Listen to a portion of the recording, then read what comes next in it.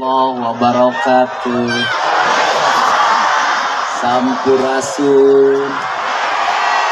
Apa kabar? Sehat? Masih makan enggak? Punya beras enggak? Punya duit enggak? Punya utang enggak? Punya suami enggak?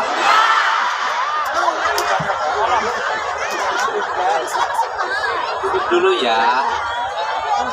Iya, duduk dulu biar sama yang lainnya. Kasih. Biar semuanya sama ya. Saling menghargai karena ini acara bersama bukan acara perorangan. Ya. Hari ini lengkap sekali ya, ada Pak Bupati sama istrinya. Pak Bupati ini kalau sendiri gagah, banyak penggemarnya.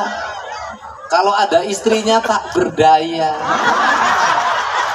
Lihat penari yang cantik-cantik tiba-tiba matanya merem sambil astagfirullahaladzim, astagfirullahaladzim, astagfirullahaladzim. Begitu istrinya noleh kanan, alhamdulillah. Ada Pak Kapolres favorit saya, Kapolres perempuan calon jenderal bentar lagi, tepuk tangan. Ada Pak Dandim, ada Ibu Ketua DPRD, ada Pak Kiai. Udah Pak Kiai, saya mah biasa.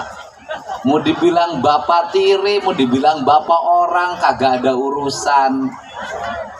Tetapi yang paling penting, saya tahu orang Cirebon cinta sama saya luar biasa.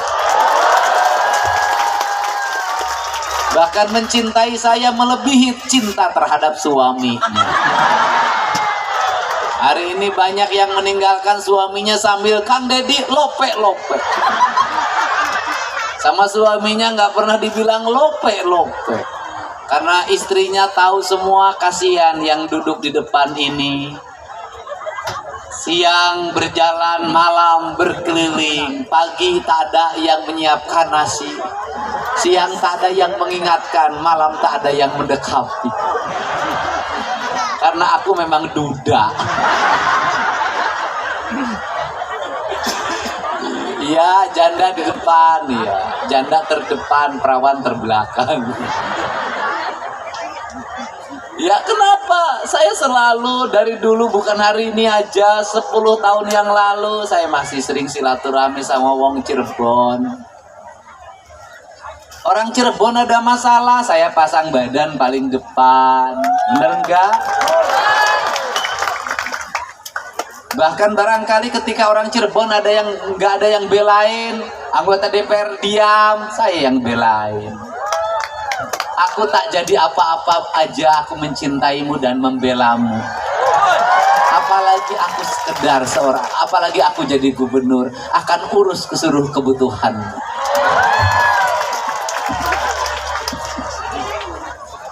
Tapi saya tidak suka pada orang yang tiba-tiba cari panggung, berteriak-teriak, seolah-olah mewakili warga. Saya tidak suka. Kenapa? Urusan jalan itu sudah jadi komitmen saya untuk membangunnya. Selama itu kita bisa dilakukan bersama-sama dengan bupatinya. Kenapa? Karena perbatasan dengan DKI, perbatasan dengan Banten, perbatasan dengan Jawa Tengah, bagi saya adalah kehormatan. Perbatasan jalannya harus yang terbaik, desanya harus tertata, rakyatnya harus makmur. Karena itu kehormatan seorang pemimpin. Tapi saya tidak mau kalau saya membangun jalan di Cirebon Timur, kemudian ada yang ngomong, itu perjuangan saya, tanpa kamu berteriak, aku akan membangunnya. Betul nggak? Tapi ada kewajibannya, Pak Bupati beraninya berapa kilometer? 5 kilometer, biar kami 5 kilometer lagi. Jalannya kita bangun yang terbaik, karena ini martabat di mata Jawa Tengah. Jadi begitu, saya tidak mau kepemimpinan ini, kepemimpinan kolektif. Membangun adalah sebuah kesadaran, bukan sebuah keterpaksaan. Tapi saya orangnya terbalik, kalau teriak-teriak nujuk wajah saya malah tidak jadi. Kenapa? Saya tidak mau, aku membangun karena takut padamu. Aku membangun karena aku mencintai rakyat Cirebon. Benar? Wes, cinta sama Kang Dedi. Aku mencintaimu, tak mesti aku berkata bahwa aku menyayangimu. Wah, mantap. Apa sih sebenarnya yang ada dalam pikiran saya? Saya secara genetik dari ibu turunan dari Cirebon, dari ayah turunan dari Sumedang. Saya punya tanggung jawab. Ini provinsi harus menjadi provinsi yang terbaik di Indonesia. Ini provinsi rakyatnya tidak boleh ada yang rumahnya roboh. Ini provinsi tidak boleh ada rakyat yang tidak punya listrik. Ini provinsi tidak boleh ada rakyat yang lapar. Ini provinsi tidak boleh ada rakyat yang tidak sekolah. Ini provinsi tidak boleh ada rakyatnya yang sakit yang tidak bisa diobati. Ini provinsi seluruh rakyatnya harus ada negara hadir mendampinginya dalam duka maupun suka. Itu visi kepemimpinan saya. Tetapi rakyatnya juga harus bisa diurus. Benar nggak? Harus bisa diurus. Saya tadi meresmikan listrik. Saya nyalain lampu listrik yang rumahnya belum selesai. Kemudian anaknya berapa?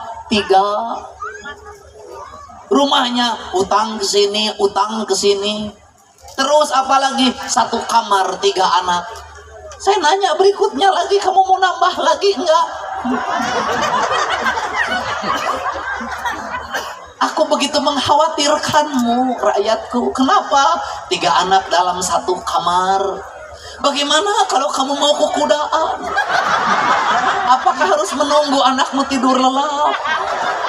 Bagaimana ketika engkau kekudaan, anaknya bangun, kemudian matanya terbelalak sambil berteriak, ada hantu.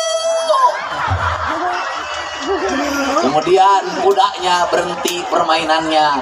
Kemudian bertanya, ayah naon, ada apa anakku? Kata anaknya, tuh katanya sekarang hantunya tidak ada. Enggak boleh. Di Majalengka ada 1 petak rumah kontrakan, penghuninya 13 orang, anaknya 11. Bapaknya tidak kerja, ibunya tidak kerja, anaknya yang jualan sidak di SMA 7 kan yang PIP. Sidak SMA 7 Cirebon. Bapak saya mau Iya kan? Kurang. Kenapa?